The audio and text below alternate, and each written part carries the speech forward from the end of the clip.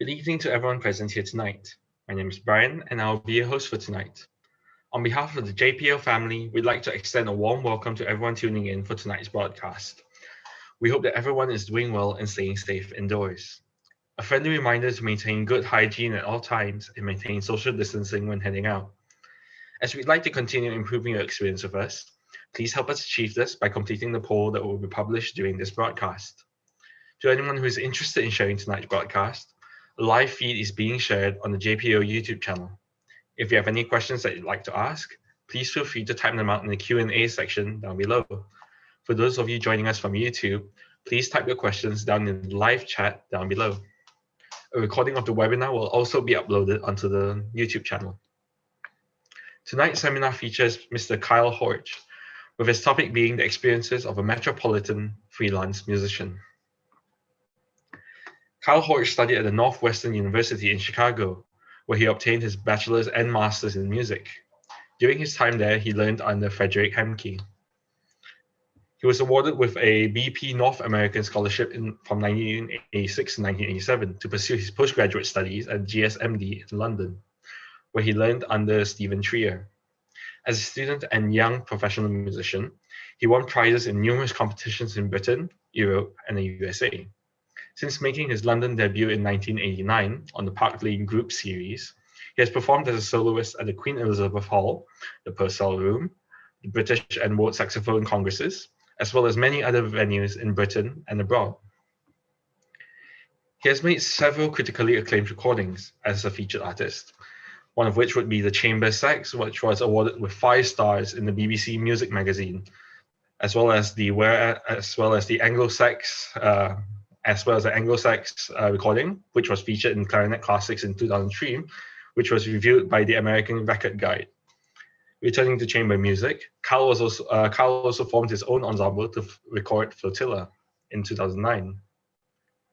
Apart from his own projects, Kyle maintains an active career as a freelance musician across a wide range of orchestral, contemporary, chamber, and light music. He's a founding member of the chamber ensemble Counterpoise, which since its formation in 2008 has commissioned works by artists such as Edward Rushton, John Caskin, and David Matthews, performing at venues such as King's Place and St. George's, Bristol. Their recording, which was entitled Deadly Pleasures, was released on the Duo L's label in 2013. His orchestral work has included concerts, tours, broadcasts, and CD recordings with the Royal Philharmonic Orchestra, City of Birmingham Symphony Orchestra, the Birmingham Contemporary Music Group, and many others. Kyle is the lead saxophonist with the Michael Laws Piccadilly Dance Orchestra, playing music from the Great American Songbook, mixed with early jazz arrangements as well as songs by British contemporaries. This repertoire has been featured at various concerts and private engagements, including a residency at the Savoy Hotel from 1997 to 2003 and on 7 recordings. The orchestra is featured in 2 BBC documentaries, which have been broadcasted worldwide. Being committed to the music education in all its forms, Kyle has been a saxophone professor at the Royal College of Music in London since 1991. In addition to this, he is also a visiting saxophone consultant at the Birmingham Conservatoire and a saxophone teacher at the Royal Holloway, University of London. Kyle frequently participates in outreach projects in schools, most often for the Birmingham Contemporary Music Group. From 2005 to 2016, he taught annually on the clarinet and saxophone summer course at the Hindhead Music Centre in Surrey. Since 2017, he has led the saxophone summer course at the Music Fest of Aberystwyth. As a writer, he has contributed chapters on saxophone technique and teaching in the Cambridge Companion to the Saxophone, which was published in 1999. He's also given performances and masterclasses at saxophone events, such as Sax 15 Festival in Amsterdam 2015, the Singapore Saxophone Symposium in 2016 and 2018, as well as across other parts of Europe, Australia, and the USA. In 2010, he was a jury member at the 5th International Competition Adolphi Sax, which is the most prestigious international competition for saxophonists. This was held in Dinant, Belgium. In recognition of his many achievements as a performer and a teacher, Kyle was even appointed as the Vice President of the Clarinet and Saxophone Society of Great Britain in 2016. So without further ado, once again, a very good evening to Kyle. As our JPO family attendees are mostly students ranging from primary school to college, their parents, and their teachers, the sharing of knowledge and advice here for all of us tonight is invaluable and greatly appreciated. JPO is very honored to have Carl join in as our guest for tonight. I hope you'll all join me in giving him a warm welcome. Once again, thank you so much for joining us tonight, or in your case, this afternoon. Indeed. It's really lovely to see you and to be your guest today. And hello to everybody who's watching either right now or later on YouTube. It's really nice to be here. The honor is ours having you join us, Carl. So to start tonight's interview, what can you tell us about the 3 separate videos that we were watching earlier on? Well, I think you asked me to suggest some videos. These are all things that are on YouTube. So if you like them, they're out there. You can find them. I wanted to start off with the piece Il Signet, which is The Swan by a friend of mine, the pianist Roderick Elms. Partly because it's a lovely piece, but partly because being a swan is a bit of a metaphor for being a freelance Metropolitan freelancer, which we'll probably come back to and talk about. Then I think one of the things about being a freelance musician is that you play a lot of different kinds of music. So the next thing is a very different kind of music. It's a recreation of early jazz and big band playing, the Harlem Nocturne, which is a great fun, and in order to do that I had to play in quite a different way and sound quite different on my instrument. And lastly, I wanted to include a little bit of one of my performances in Singapore. That one was, I think, from 2016, when I had the privilege of playing with Jessica Leong, who I know was one of your recent guests, and I thought it would be nice to play, to present something that we played together when I was not too far away from Malaysia. Okay. All right. Thanks for sharing that with us. So moving on to what you do. So you describe yourself as a Metropolitan freelance musician. So aside from what you mentioned earlier on, what does that sort of career involve on a day-to-day basis for you? Well, in my case, it involves a lot of different kinds of performing work in different sort of contexts. So I'm more a classical musician than a jazz one. So I work with a lot of the orchestras in London and also outside of London. So I travel to Birmingham to work with the orchestra there, the symphony orchestra, the ballet orchestra, and the contemporary music group. There's a town in the southwest of England called Bournemouth, which has a very fine symphony orchestra, and I play with them pretty regularly. I even go as far as Scotland sometimes to play with orchestras up there. And the music I'm playing is repertoire that for orchestra that includes saxophone, so pieces like Bolero by Ravel or Gershwin Rhapsody in Blue, Prokofiev Romeo and Juliet, Mussorgsky Pictures at an Exhibition, or more contemporary works. So lots of different sorts of music. I also work for dance companies, ballet companies, because there are actually quite a few ballets that include saxophone parts, and contemporary dance companies often use contemporary music, which can include saxophone. And I work very frequently with the Birmingham Contemporary Music Group, so I play contemporary in a kind of ensemble that's contemporary music ensemble specifically. And I also do chamber music with an ensemble called Counterpoise, and I play light music, for example, with this Piccadilly Dance Orchestra that you saw on the recording. But I also have some saxophone quartet work. Like I have a sax quartet that plays pretty much every year at the Wimbledon tennis tournament, things like that. And I do occasional recording sessions, outreach work with kids, and I do a lot of teaching, as you spoke about in the biography. Well, that definitely sounds like a very wide repertoire that you have there. So, Yes. so was this always something that you wanted to be, especially when you were training yourself earlier on? No, not at all. Mainly because I didn't think it was realistic for me. I think, I've lived in London for many years, but I actually grew up in America. So I'm American by birth, and I grew up in kind of small town America.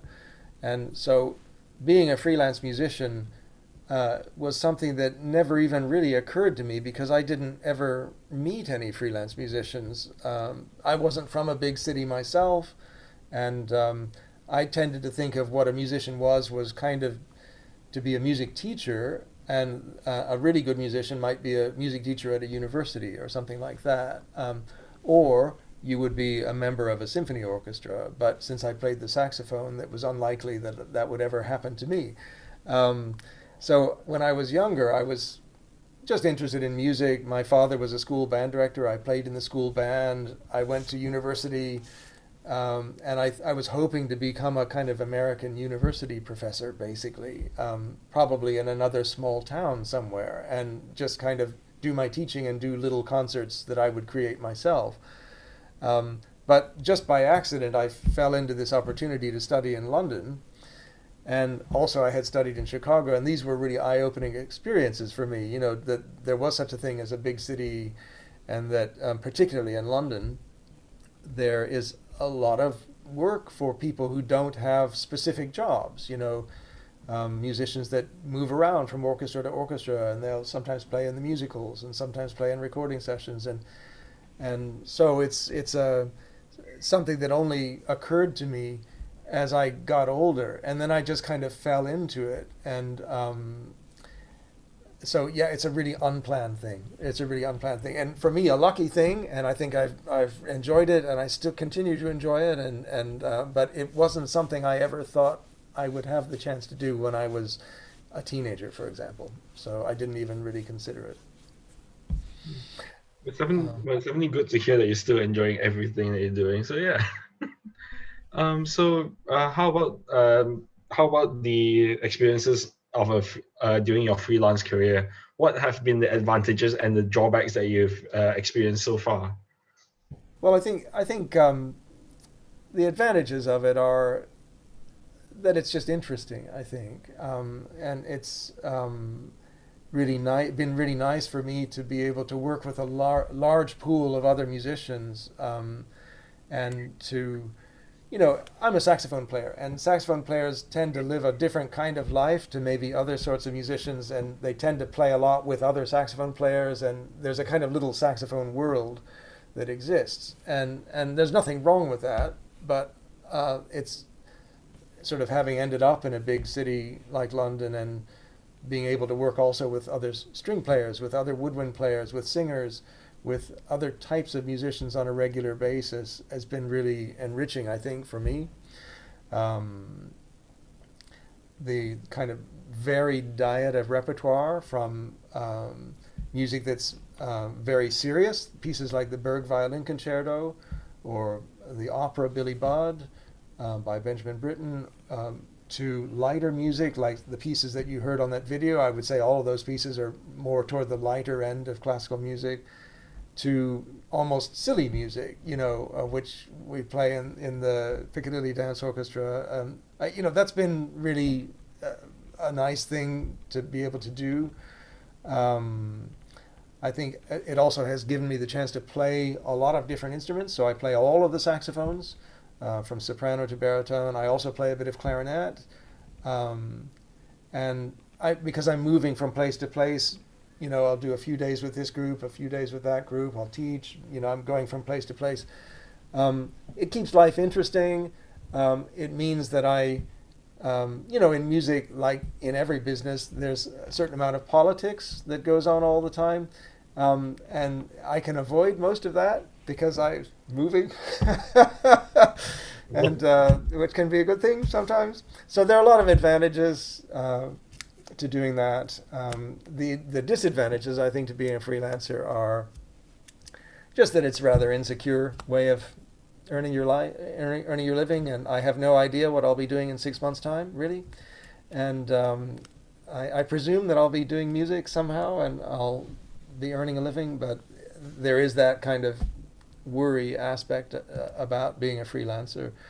I think one drawback to being a freelancer or wanting to be a freelancer is you have to be in a place that there is freelancing work. And there really aren't very many places like that in the world, I think. I mean, I think London is one of the few places. I'd say New York is probably a place like that, Los Angeles. Perhaps Tokyo. I'm not really familiar exactly with Tokyo, but even most of the other European capitals like Berlin and Paris, they're smaller cities than London is, and so there isn't quite as much freelancing work in other European cities as there is in London. So one of the drawbacks of being a freelancer is you have to get to the place where there is freelancing, if that makes sense. And I just am lucky that I happen to just end up in London by accident, really. And and freelancing is very competitive, and so it's just the nature of the business. There are probably more players than there are work for, so you have to learn to be gracefully competitive, I guess, which is a real skill to learn, I guess. So it's a mix. No job is perfect, but I am lucky that I've fallen into something that I enjoy, and on the whole, I wouldn't change it. You know. All right. Well, as mentioned earlier on, you did manage to form like your own ensembles and such. So do you create such projects on your own as well? Yes, yeah, I do, and I have done for many many years. Less so since I have children of my own. I did a lot more before I had children, but also, as a young musician, it's not like you just suddenly become busy as a freelance musician, even in a place like London. And so when I was in my 20s, I had a little bit of freelance work, but I had more empty days in my diary. So I created things for myself. Starting small, I started with duos with piano. So I had a duo with a really fine pianist, Pamela Lydiard, for I think probably about 18 years. I met her when I was a student at the Guildhall School, and she was just a couple of years ahead of me, and she was one of their staff accompanists, and we started playing together, and that was a really fruitful musical experience, and we did concerts together for 18 years, and we only stopped because she's now the assistant head of piano at the Guildhall School, and once she had that job, she stopped playing concerts in public. So I've since then found other pianists to play with, and I continue to occasionally do recitals with piano on programs that I devise. But in terms of chamber music, I have initiated a project called Flotilla about 12 or 13 years ago, and at the moment it's something that's not working.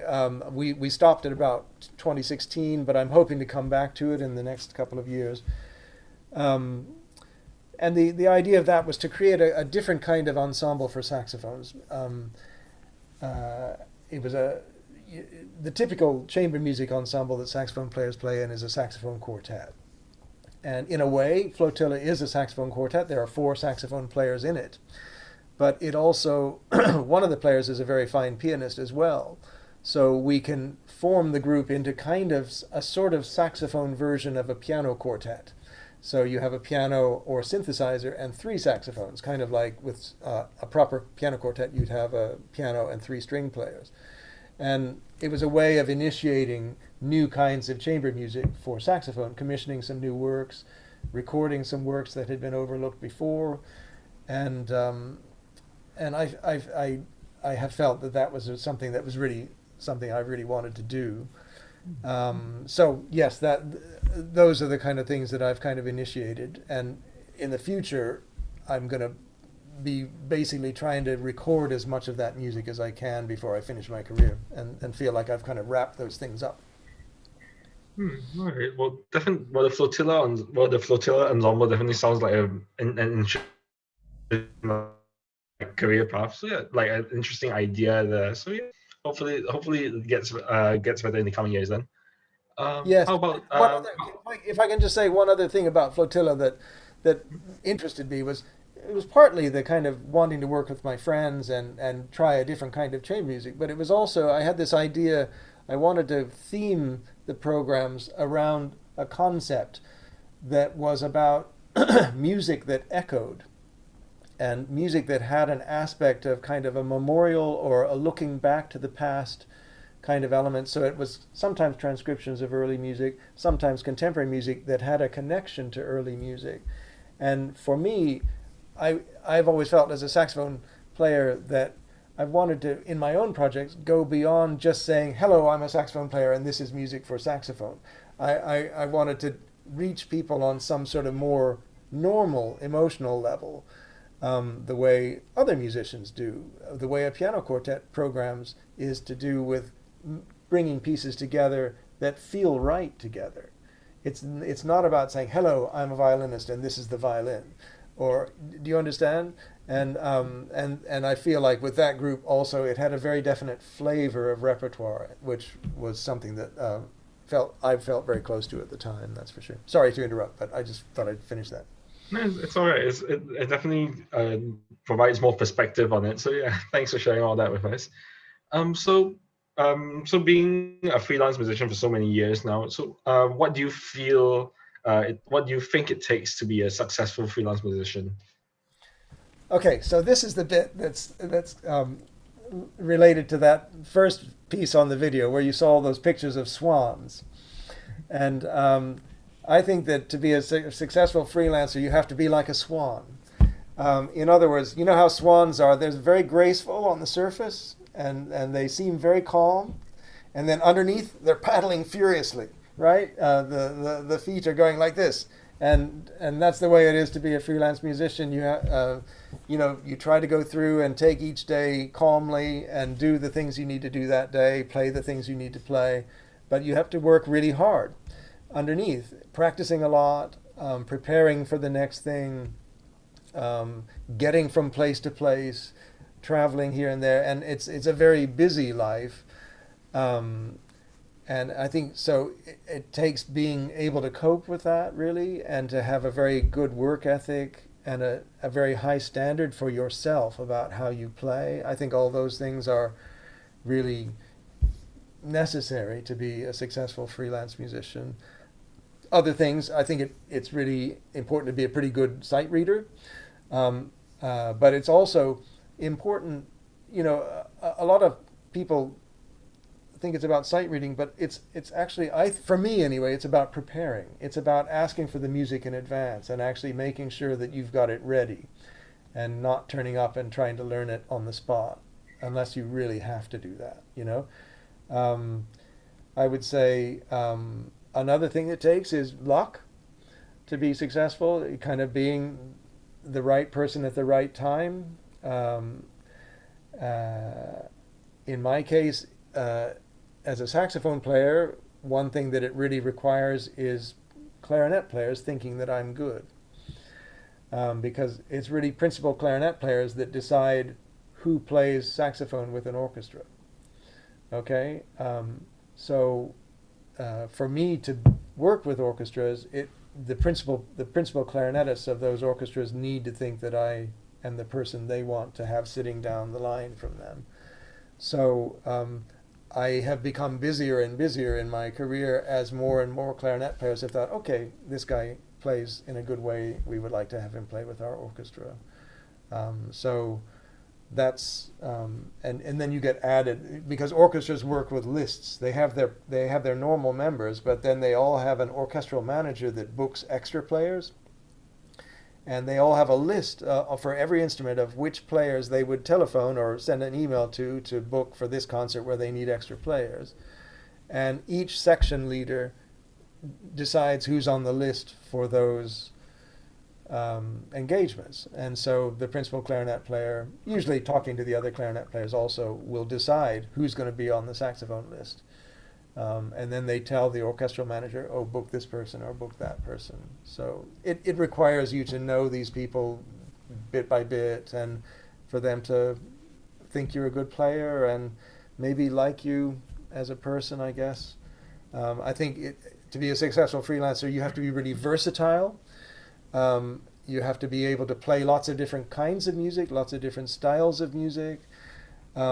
On the woodwind side, it helps if you can play more instruments. So that's why I say I play all of the saxophones, and I also can play a bit of clarinet.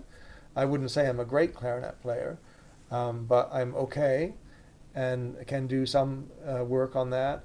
I have a lot of colleagues in London that play also flute and even double reed instruments, and so they're able to play in a lot of different contexts, West End shows, orchestral work, recording sessions on lots of different instruments. So if you're able to do that, then you're kind of in a good position to try to be a freelance musician. And beyond that, I think it just takes social skills, diplomacy, all the kind of normal things that you need to get on in any line of work, really. So, but I maybe that gives you some insight into what it takes. Whereas, say if you're a member of an orchestra and you have a dedicated job, say if you're the second flute of such and such orchestra, then you have that job. It's not dependent on you being so versatile that you can play the piccolo and the alto flute necessarily. It's about being a really good second flute and knowing the orchestral repertoire. It's a different kind of thing. Do you understand the contrast I'm trying to make there? Yeah, it's basically just different ways that you have to adapt to to what you're expected to do. Yeah, definitely, it's definitely an interesting perspective there. So yeah, thanks for that. Do you have so do you have any other tips for anyone that's planning to be a freelance musician in the future? Well, I think uh, for young musicians, I'd say there are loads of ways of making a musical career, and I guess be open to a career that you didn't plan, because that definitely happened to me. I'm definitely not having the career I thought I was going to have, but I'm not sorry about that. Um, and to younger musicians, I think obviously just practice a lot and set your standard as high as you can, as high as you can make it. Um, and the thing that I really feel for myself and that I try to suggest to any younger musician is, one tends to think of music as something you do, that you play, that you have your thing that you do, and that music is about you performing and presenting to audiences what your abilities are or what you think the music you're playing is trying to say. It's about doing. But actually, I think really the art of music it's really a lot to do with listening. And it's a lot to do with hearing sound in your imagination, hearing sound from your colleagues around you, and trying to react and collaborate with that sound in a listening way. And it's really easy to forget that when you're a young musician, because there are so many competitions and exams and you get judged and it's all about you. But actually, music is usually about something bigger, and it's usually about trying to involve yourself with other people in a way that involves at least as much listening as making sound. Okay? So always remember that. Always, always, always remember that, I would say. All right. Well, thanks for sharing that with us. Sorry. Before we move on forward, I'd just like to remind the audience that if they have any questions, please leave your questions down in the Q&A section, or if you're on YouTube, leave your questions in the live chat. So yeah, I think we have time for a few more questions before we move on to the Q&A. So, given that you spent a lot of time playing chamber music, would you consider this to be an important medium to you? And if so, Yeah. why do you feel that way? Yeah. For me, it's the thing that I feel that if I've done anything that's worthwhile, I think it's more in the chamber music kind of side of the saxophone. I think really, why do I like chamber music? I guess I feel like I draw strength from other musicians, even in duo. I feel like I would rather play with a pianist than play a saxophone solo piece just by myself, because I just enjoy that interaction musically with another human being, really. Um, and I feel like I can play solo music, and I'm okay at playing recital music, but I don't enjoy the spotlight. I like sharing it. I like to share the spotlight. So for me, chamber music is a really ideal kind of form. And because I've explored a lot of chamber music for saxophone and other instruments, that has been really enriching for me as a musician to work with musicians that come to music with a different perspective, because we all see music through the perspective of our instrument and the repertoire that our instrument has. But if you can step outside of that and share with other people or interact with other people, you learn a lot and you become a better musician, I would say. I would say that I enjoy being part of larger pieces that are larger than just myself. And both chamber music and orchestral playing give me this, right? But the difference between chamber playing and orchestral playing is that when you play in a big orchestra, there's always the conductor. And so as a musician in an orchestra, you're there to kind of fulfill the vision of the conductor. And that can be a really joyful thing, you know, and I'm not saying that that's a bad thing at all, but you're there to provide and to fulfill the vision of another person. And when you play chamber music, there's no conductor, so you are there to try to come to a consensus together about your own views about the repertoire you're trying to play. In my case, I've been kind of a leader of chamber music. So like the Flotilla project, for example, I had my own vision about the ensemble I wanted to create and repertoire I wanted to play, and I found colleagues who would collaborate with me in that. But it's been a way of kind of, you know, working with other people and having a little bit more of my voice in what's created, I guess. And for me, that's the happy medium. So I'm not alone, and I'm not simply fulfilling someone else's vision. I'm trying to do both things, have my own vision, but also collaborate with other people and try to do something a little bit new in saxophone chamber music by playing more pieces that involve other instruments, or a new perspective on saxophone chamber music, like I was saying before about the kind of saxophones with piano kind of chamber music. So I think all of those things have made it really something important for me. The other thing that I've done is I've played in this counterpoise ensemble, which you've seen the picture of. It's gone across the screen a couple of times. And that's an ensemble of violin, piano, trumpet, and saxophone, but usually with some other kind of artist, a singer, an opera singer, or an actor or actress that is a reciter. And this is not my idea. This is actually the idea of the trumpet player and her husband, and I'm a accompanying musician. But that's been a really fantastic project for me, which has been going on for about 12 years, I think. And it's been a really eye-opening experience to work with those musicians and to be part of the vision that they have for creating an ensemble which is unique, really, in the way it combines spoken word, singing, and instrumental music. And so I'm really delighted to have had those things in my career and feel really lucky because of that, really.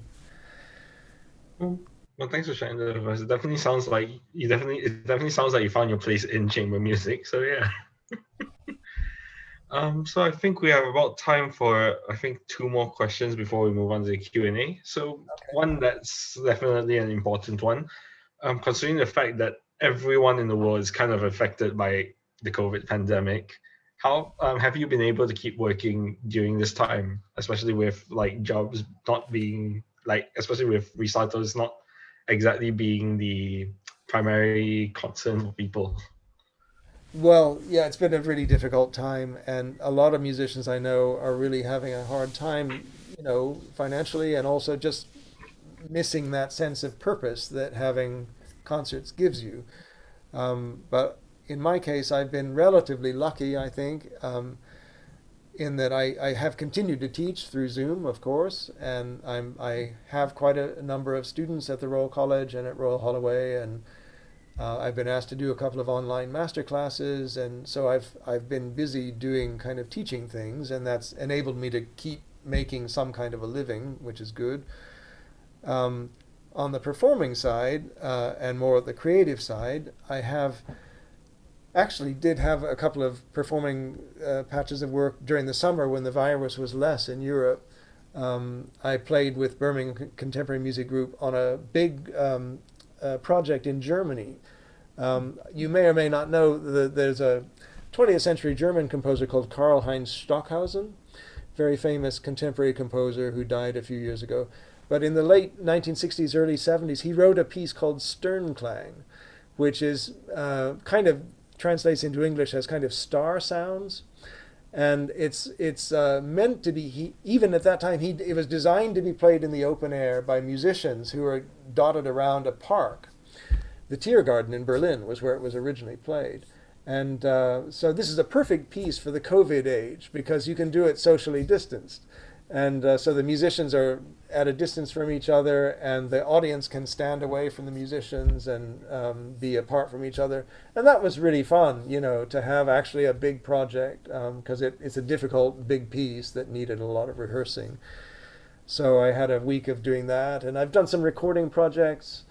There was one of these photos that keeps going across where I'm with the English Chamber Orchestra. That was a streaming project during the COVID time.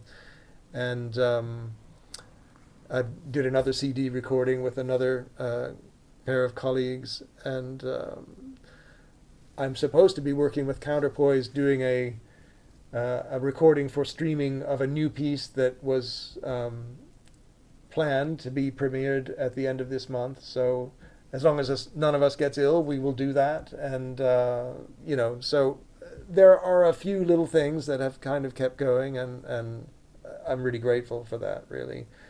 So yeah, but it's much less than before, and I'm hoping that we can get back to work sometime next year. Same here, hoping everything gets better, much better next year. Yeah. Well, with that, I think we have time for the last question before we move on to the Q&A. And so this question comes from the JPO itself. So as you may have heard, the Jesselton Philharmonic Orchestra has involved itself in a variety of activities. So on behalf of the JPO, we would like to ask your views on the JPO and its activities. Additionally, with your experience with outreach programs and being involved with the music education system in London, how would you suggest that the JPO and its members further improve itself? Well, first of all, I think the JPO is fantastic. Everything that I know about it seems to be really positive, and I think that it is a great thing to have an orchestra that brings together musicians of different abilities and different age groups, and it seems an incredibly positive thing. So I congratulate you on that, everything that you're doing, and even this lecture series I think is a really good idea, and it's nice to keep your members inspired and just talk to musicians about music, and their experiences in music is a good thing. In terms of any suggestions I have, I mean, I far be it from me to tell you what you should do. I guess I would say, just keep doing what you're doing. Try to encourage local composers to write music for you that gives your ensemble a kind of personality of its own, maybe. If you're not already doing that, that's something that you can do, or work with learning composers and present their music the way you're working with learning players. It's always good to be involved with composing and playing. And try to program some stuff that has saxophone in. So more pictures at an exhibition, more L'Arlésienne. Yeah. All right. Give those sax players a chance. All right. Well, many thanks for the advice there. I'm sure Teacher Outling is happy with your comments early on. And I'm sure that with your suggestion over there, he's definitely going to try to plan for something involving saxophonists as well then. Well, with that, I think we'll have to move on to the Q&A because we are running a bit short on time there. Okay, yeah. So we do have a few questions coming in from the chat. So we have a viewer asking about as an instrument, which this is something that came on my mind as well. As an instrument which associates a lot with the jazz genre, why are you focusing saxophone quite a lot in the classical genre as opposed to jazz? Yeah, I think it's probably just a peculiarity of me, but I guess the one thing I would say is I know from a public perspective that the saxophone is very associated with jazz, but actually the saxophone does have a very rich classical heritage, which just isn't quite as well known, to be perfectly honest. And So, as a child, I actually took up the piano at the age of 5 and kind of had a classical music kind of background from having played the piano a lot. And I've always really loved classical music. I do love jazz as well as a listener. And as a teenager, I was involved with both. So I was playing kind of piano, I was playing saxophone in wind bands and also saxophone in jazz bands and trying to improvise and so forth. And just at a certain point in late teenage years, I was kind of inspired by a classical saxophone player I heard called James Hill, and he just sounded incredible to me. And I was kind of really taken with that and wanted to kind of follow that sound a little bit. And then once you start down that path, you start following it a little bit further. And I ended up being more a classical musician than a jazz one. But it's just Well, sometimes sort it of like just turns going out that way. down. Oh, sorry. So I was just about to say, sort of like going down the rabbit hole there, wasn't it? Well, you just start down a path and it leads somewhere, doesn't it? You know, and it's. I'm not making a statement against jazz through what I'm doing. I'm just kind of. And as a freelance musician, as you can see from that film, I do play some lighter music. So I wouldn't call Harlem Nocturne the way we play it quite jazz because it's not improvising. But I don't consider myself to be a great improviser, and at some point you want to concentrate on your strengths, and I feel like I've been able to do that in my career. All right. Well, thanks for sharing that with us. Like, it definitely didn't come across to me that saxophone had that rich a classical history. So yeah, that was definitely something eye-opening there. So let's see. Yeah, you did kind of sort of answer the next question from the person, so I'm sure they're happy with your answer there as well. Moving on to the next one. So this person is saying, "Hello, Kyle. So from the interview, I learned that you play the saxophone and the clarinet. So, but generally, there are more saxophone players that tend to pick up the flute as their alternative instrument because of their similar fingering. So, would you like to comment a bit on this? Yeah, yeah, I think it just depends on the person, really. I, I think there's a long tradition of saxophone players being clarinet players first, who pick up the saxophone as an extra thing because it uses this, a similar embouchure, a single reed mouthpiece with a single reed on it, and so there is that kind of tradition in saxophone that clarinet players tend to pick it up. I'm somebody who learned the saxophone first. I play the clarinet a bit, but I learned it much as a second instrument, not as a first instrument. And so this person is right. I could have picked up a flute. I don't know why I didn't. I guess I just felt it was more likely to be useful to me. There are more doubling parts for clarinet and saxophone than doubling parts for flute and saxophone. Let's put it that way. In jazz, it's different. In jazz, to double on saxophone and flute is quite common. And but you have to really get used to the embouchures are very different, and the way you use your air, the way it feels to play the instrument in terms of the air going into the instrument, is very different between the flute and the saxophone.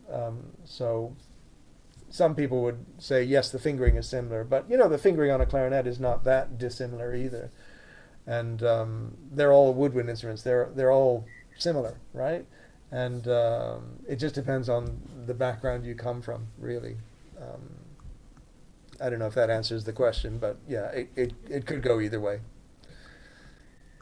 Yeah, it definitely. I think it definitely answers that. Basically, clarinet and saxophone have more similarities in terms of the like what you said, the wind blowing and stuff, whereas flute has similar fingering. So yeah, definitely depends on the person picking it up, I suppose. Yeah, yeah. All right. Well, moving on. We should have time for at least two more. So this is coming from persons. This person is just saying that, hi, as a layman, may I know how many different types of saxophone are there, and which would be the more popular one in your Yeah. opinion? Sure. Well, it's a big family of instruments. It was actually invented by this guy Adolf Sax in the 1840s, and he wanted to create a family of wind instruments that was sort of analogous to the string family, a kind of choir. You know how the strings go from violin to viola to cello to double bass, and he thought wind instruments should be similar. And he's the person, Adolf Sax, that actually made the bass clarinet a workable instrument, and did a lot with other instruments besides creating his own saxophones.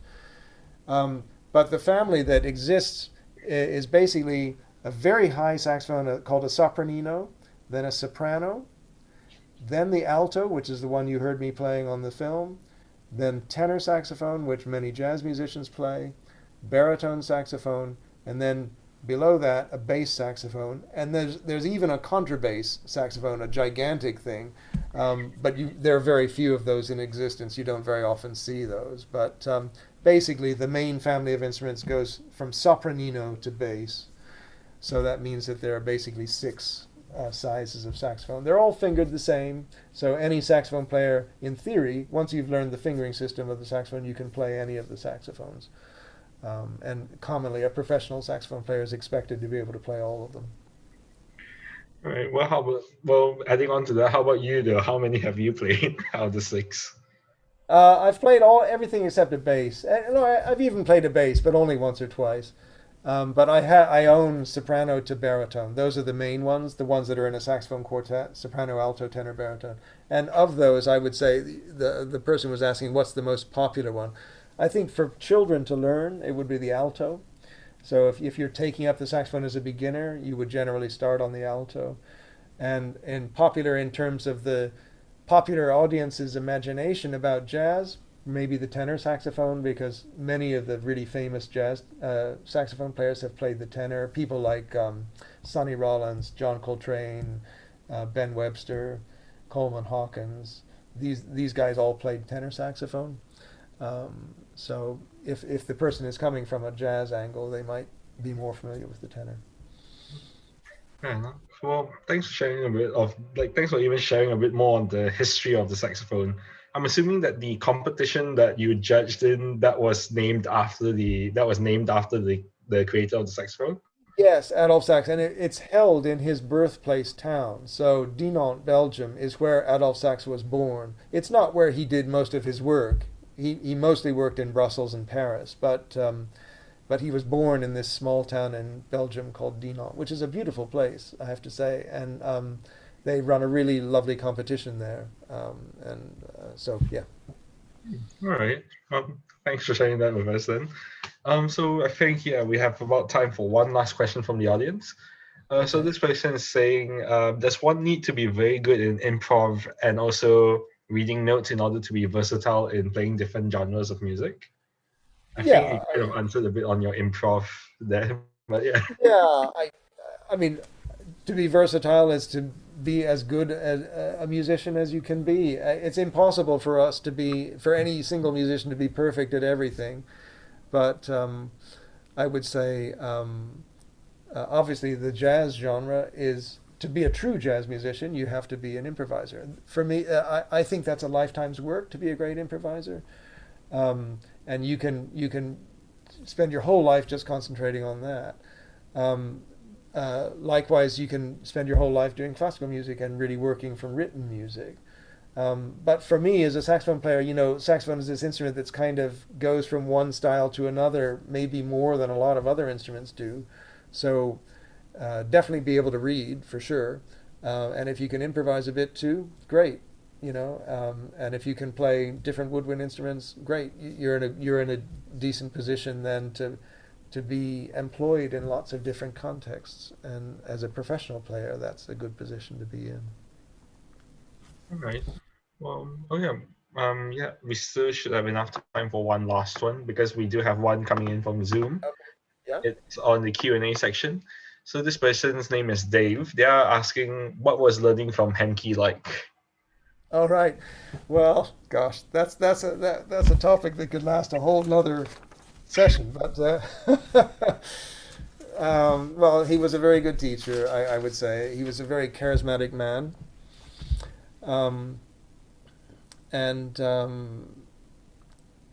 in that period that I was learning with him, I'm thinking the time I was growing up and that I went to university in the 1970s and 1980s. He was really one of the leading saxophone professors in the world, I guess, and somebody who was very much on a mission about the classical saxophone and wanting to convert people to a kind of appreciation of the saxophone.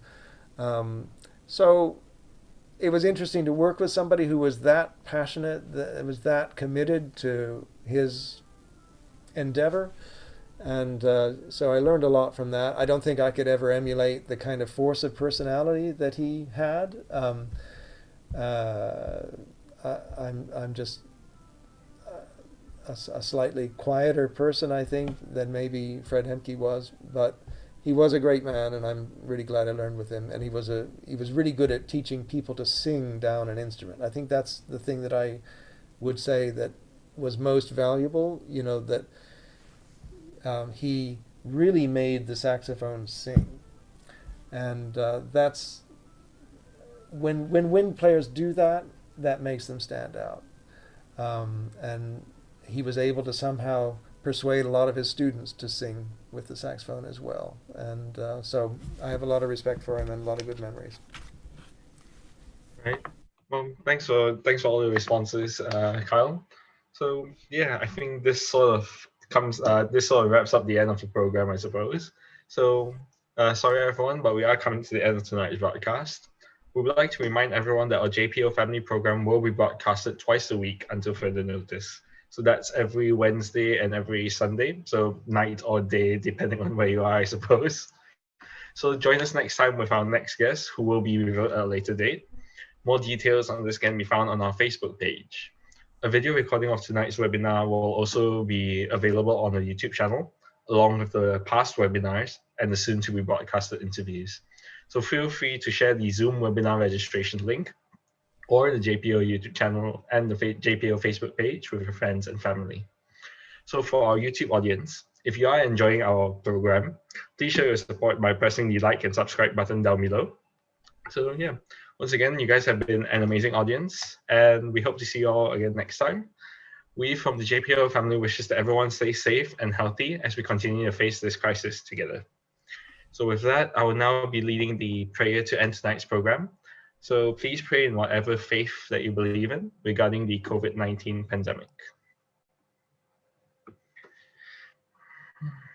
We pray that everyone in the world continues to stay strong in surviving through these difficult times, and that a solution to the virus will soon be found. We pray that governments across the world continue to improve upon their efforts and decision-making to protect their people and curb the spread of the virus. We pray for the safety and well-being of everyone working as we pass the middle of November, and the number of cases across the world will be under control soon.